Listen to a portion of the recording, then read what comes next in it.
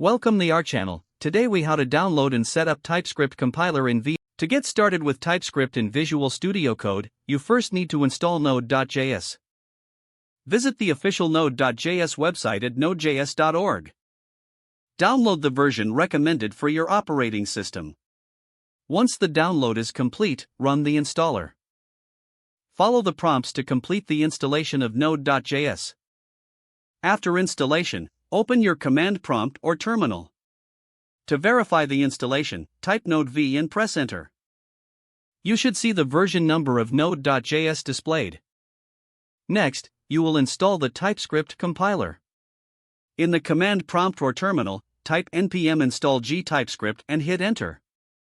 This command installs TypeScript globally on your machine.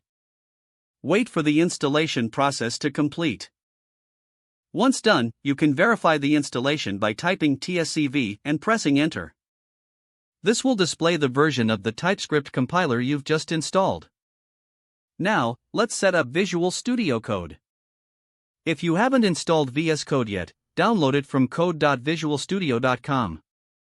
Install it by following the setup instructions for your operating system.